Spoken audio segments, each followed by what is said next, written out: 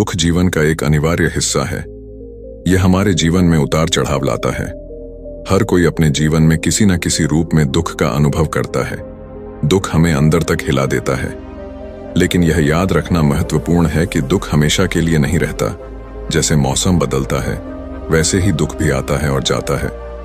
कुछ लोग दुख में डूब जाते हैं और खुद को इससे उबरने नहीं देते, लेकिन कुछ लोग दुख से सीखते हैं और मजबूत बनकर उभरते हैं। नमस्कार दोस्तों, फिर से स्वागत है आप सभी का हमारे इस YouTube चैनल दी इंस्पिरेशन हब में। आज हम जानेंगे कि कैसे एक सुखी व्यक्ति खुद को दुखों में डाल लेता है और दुखी हो जाता है। चलिए शुरू करते हैं आज की कहानी। एक बार की बात है, एक नगर में एक लड़का रहता था जिसका नाम था राहुल। वह अपने जीवन से बहुत निराश था। उसकी निराशा का कारण यह था कि वह अब तक अपने जीवन में कुछ भी नहीं कर पाया था। उसके माता पिता उसे रोज ताने मारते थे कि तुम्हारे सभी मित्र कुछ न कुछ कर रहे हैं, लेकिन तुम अभी भी घर बैठे हो। दोस्तों के बीच भी अक्सर उसका मजाक उड़ाया जाता था। जब वह कहीं जाता तो लोग उससे पूछते थे, बेटा तुम क्या कर रहे हो? उसे यह बताने में भी शर्म आती थी कि वह कुछ नहीं कर रहा है। धीरे धीरे उसने रिश्तेदारों से मिलना जुलना कम कर दिया और लोगों से मिलना भी बंद कर दिया। वह ज्यादातर समय घर पर ही रहता, अकेला रहता और भगवान को कोसता रहता। वह अपनी किस्मत को दोष देता था। अब उसे अपना जीवन बोझ लगने लगा था। कभी कभी वह सोचता कि कब वह कुछ करने के योग्य बनेगा, और फिर वह सोचता कि जिंदा रहने से अच्छा मर जाना ठीक है। एक दिन वह अपने नगर की एक गली से गुजर रहा था। तभी उसने देखा कि एक गुरु दुख और परेशानियों पर उपदेश दे रहे हैं। वह भी इस भीड़ में सबसे पीछे बैठकर गुरुजी के प्रवचन सुनने लगा। गुरुजी कह रहे थे कि दुख हमें जीवन की कीमत समझाता है। यह हमें सिखाता है कि सुख कितना अनमोल है। दुख एक शिक्षक की तरह है जो हमें जीवन की सच्चाई दिखाता है और हमें जीने का सही तरीका सिखाता है। दुख आने पर आप चाहे तो जिंदगी जीना भी सीख सकते हैं। आप चाहे तो कुछ भी हासिल कर सकते हो, और अगर चाहे तो एक कोने में बैठकर रो सकते हो। इन सभी बातों को राहुल ध्यान से सुन रहा था, लेकिन गुरुजी की ये बातें उसे पसंद नहीं आईं। उसने खड़े होकर कहा, कुछ भी सीखने से दुख दूर नहीं होता है, इसमें केवल दर्द होता है। दुख की पीड़ा अनंत है। ऐसा लगता है कि इसके बाद कुछ होने वाला नहीं है। इससे कुछ भी फर्क नहीं पड़ता है। इसके सामने तो मौत भी छोटी लगती है। तब गुरुजी ने कहा, बेटा तुम्हारा दुख क्या है? राहुल ने उनके सामने अपनी सारी व्यथा सुनाई और गुरुजी से पूछा, मेरे इन दुखों का क्या समाधान है? ये सुनकर गुरुजी मुस्कुराए और बोले, तुम उसी दिन मेरे पास आना जब तुम्हारे जीवन में वास्तविक दुख आए। मैं तुम्हारी समस्या का समाधान अवश्य करूंगा। यह कहकर गुरु वहां से चले गए। राहुल ने सोचा, क्या ये मेरा दुख नहीं है तो क्या है? मैं जिस दर्द से गुजर रहा हूं वो असली दुख नहीं है क्या? मेरा दुख कोई नहीं समझ सकता। जब माता पिता नहीं समझते तो भला ये गुरु क्या समझेंगे? दुखों से व्यथित होकर राहुल ने एक फैसला लिया कि अब वह कुछ करेगा। उसने एक छोटा व्यवसाय शुरू किया, पर उसे सफलता नहीं मिल रही थी। लेकिन उसके घर वाले खुश थे कि वह कुछ कोशिश कर रहा है। वह अपने व्यवसाय में लगा रहा और धीरे धीरे उसे सफलता मिलने लगी। फिर उसने रफ्तार पकड़ी और केवल 3 साल के अंदर ही वह एक बड़ा बिजनेसमैन बन गया। अब राहुल के आसपास ऐसे कई लोग थे जो उसकी परवाह करते थे, जो उससे प्यार करते थे। अब उसके परिवार के सदस्य भी उसकी तारीफ करते करते थकते नहीं थे। दिन प्रतिदिन उसके मित्रों की संख्या बढ़ती जा रही थी। अब वह अपनी जिंदगी से बहुत खुश था। उसके कुछ दोस्तों ने उसे सलाह दी, जब तुम एक बड़ा बिजनेसमैन बनकर बहुत खुश हो तो सोचो तुम्हें कितनी खुशी होगी अगर तुम इस शहर और इस राज्य के सबसे बड़े बिजनेसमैन बन जाते। कितने लोग आपसे जुड़ना चाहेंगे। लोग तुम्हारे आगे पीछे घूमेंगे। तुम्हारी कितनी बड़ी ख्याति होगी, और स्वयं राजा भी आपसे दोस्ती करना चाहेंगे। जरूरत पड़ने पर आपसे पैसे भी उधार लेंगे। दोस्तों की यह बात राहुल के मन में बैठ गई। अब वह और पैसे कमाने की कोशिश करने लगा, लेकिन उसे यह सब बहुत ही जल्दी चाहिए था। वह समय बर्बाद नहीं करना चाहता था। वह अधिकांश समय इन चीजों को प्राप्त करने में लगाने लगा। इसलिए वह ऐसे काम करने लगा जो सही नहीं थे। उसने पैसे उधार लेना शुरू कर दिया। अपने दोस्तों से पैसे की मंत्र और अधिक मुनाफा कमाने के लालच में वह अपने माल में मिलावट करने लगा। उसने अन्य व्यापारियों के खिलाफ भी साजिश रची और उन्हें धमकाया। जैसा उसके दोस्त कहते थे वैसा ही करता था। वह इन तरीकों से ज्यादा पैसा कमा रहा था, पर अब उसके जीवन में पहले जैसा चैन नहीं रहा। उसकी मानसिक शांति गायब हो गई थी और वह रात को सो नहीं पाता था। वह विचारों में रहता था। वह सब कुछ कर रहा था, पर उसे किसी चीज में सुख नहीं मिल रहा था। एक दिन राहुल अपनी गाड़ी से कहीं जा रहा था, तभी रास्ते में उसे गुरु का आश्रम दिखाई दिया। वह गुरु के पास जाकर बोला, गुरुजी, आपने मुझे कहा था जब कभी जीवन में सच्चा दुख आए तो चले आना। अब मैं बहुत दुखी हूं। मेरी नींद हराम हो गई है, मुझे कहीं भी शांति नहीं मिल रही है।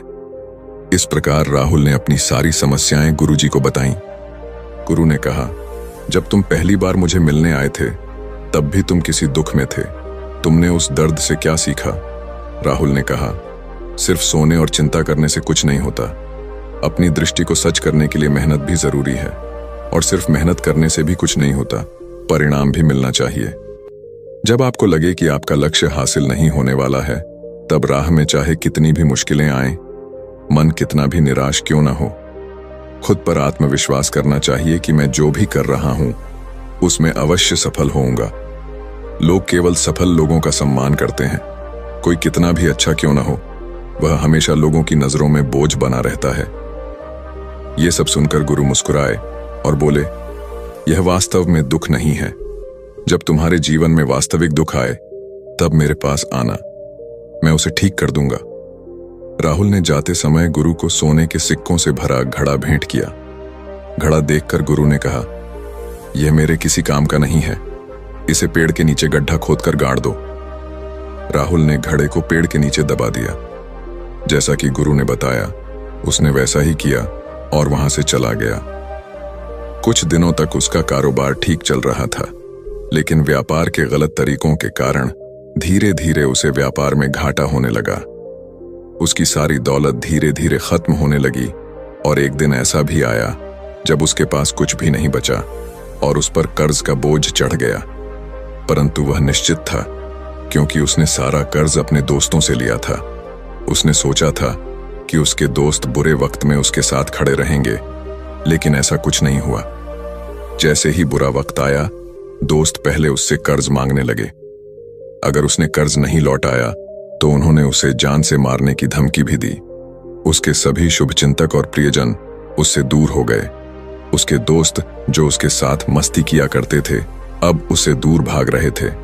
उसका परिवार उसकी गलतियां और कमियां गिनने लगा। उसकी सारी संपत्ति नीलाम हो गई और उसके पास कुछ भी न बचा। जब उसने अपने पिता से मदद मांगी तो पिता ने कहा, मेरे पास थोड़ी सी संपत्ति है, अगर मैं तुम्हें दे दूंगा तो तुम्हारी मां को क्या कहूंगा? यह संपत्ति हमारा अंतिम सहारा है। राहुल के मन में गहरा दुख छा गया। उसके आसपास कोई नहीं था जो उसके दुख को समझ सके। लोगों के इस विश्वासघात के कारण वह अंदर से टूट चुका था। वह सोचने लगा कि अब जीने का कोई मतलब नहीं है, अब मौत ही मेरा सहारा है।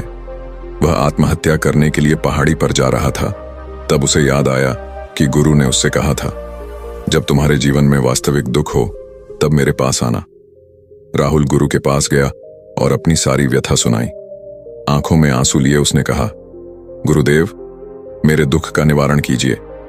तब गुरु ने कहा, जब जीवन में असली दुख आए तब मेरे पास आना, मैं इसे जरूर ठीक करूंगा।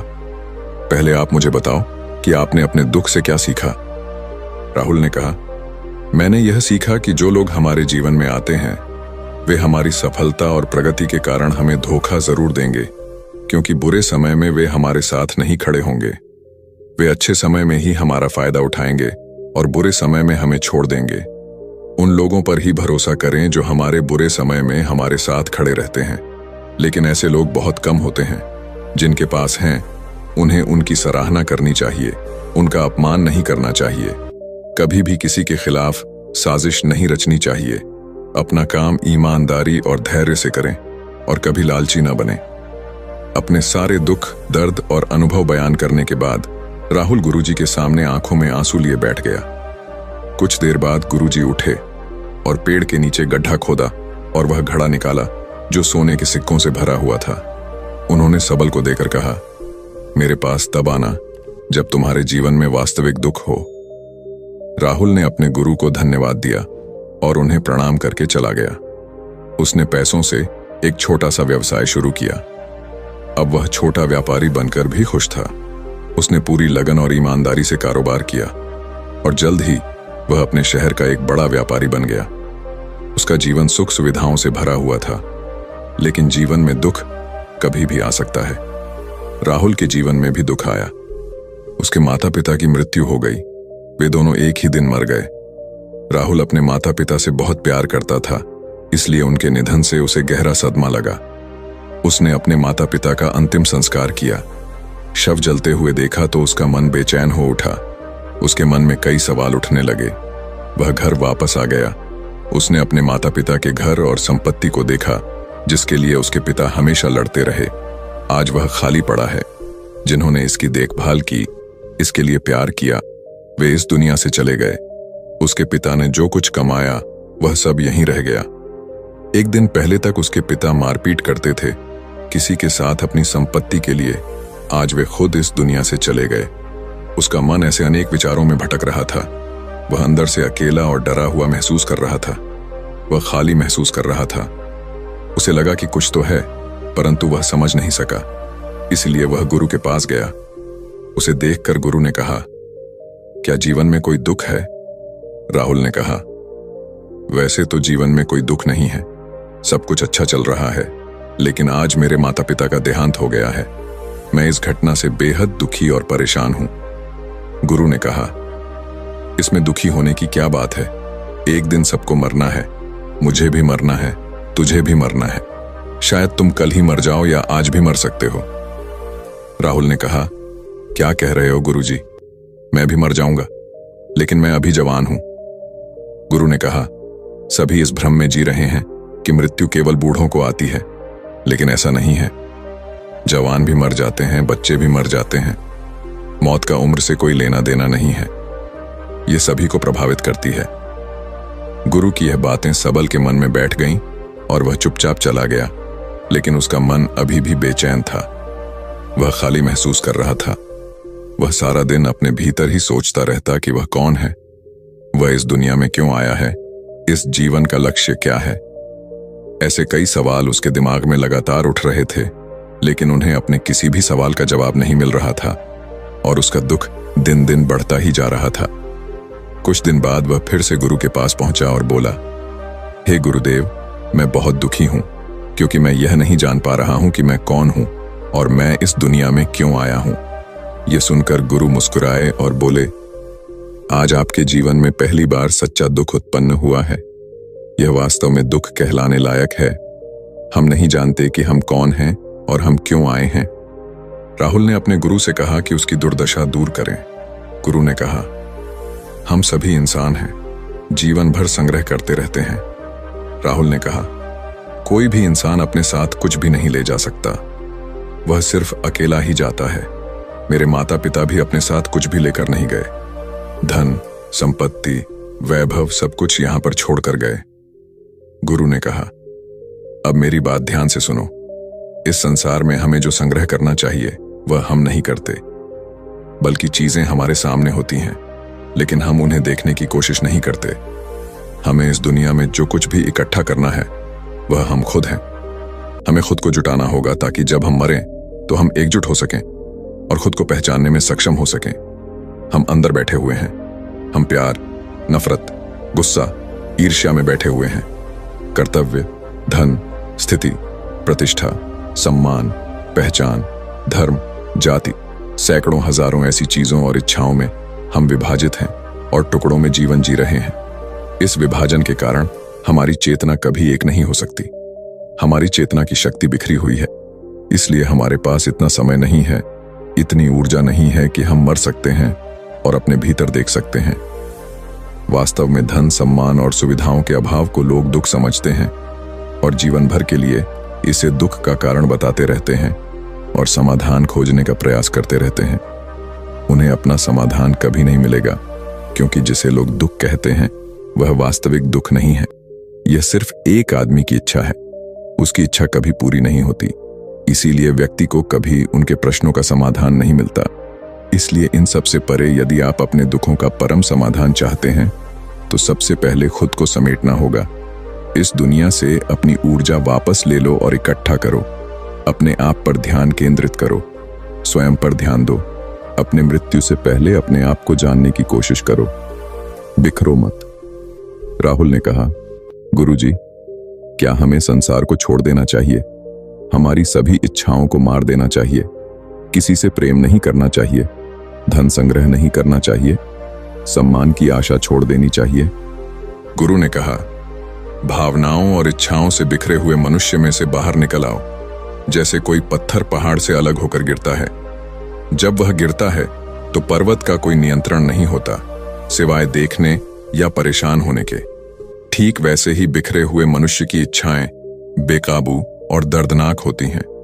उसका अनियंत्रित मन इच्छा करता रहता है और कल्पना करता रहता है, और यह दुख देता है। लेकिन जब एक व्यक्ति अपने मन को एकत्र करता है तो वह जो कुछ भी करता है वह उसके नियंत्रण में होता है। फिर उसकी इच्छाएं भी नियंत्रित होती हैं। राहुल ने कहा, आपने मेरा असली समाधान कर दिया है। अब मैं खुद को तलाशने की कोशिश करूंगा। गुरु ने कहा, मानव शरीर में बहुत ऊर्जा और शक्ति है, लेकिन यह फालतू के कामों में बटा हुआ है, बेकार की बातों में लगा हुआ है।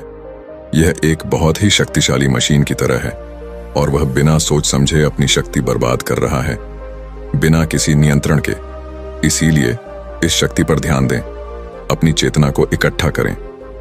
राहुल को अपने प्रश्नों का उत्तर मिल गया। उसने अपने गुरु का धन्यवाद किया और चला गया। दोस्तों, कैसी लगी आपको आज की यह कहानी? हम उम्मीद करते हैं कि आपको यह पसंद आई होगी। इस कहानी से आपने क्या सीखा, हमें कमेंट करके जरूर बताएं, और यह वीडियो अपने उन दोस्तों को भेजें जिनको इसकी जरूरत है। मिलते हैं ऐसे ही एक और कहानी के साथ। तब तक के लिए अपना ख्याल रहे और चैनल को सब्सक्राइब करना ना भूलें। धन्यवाद।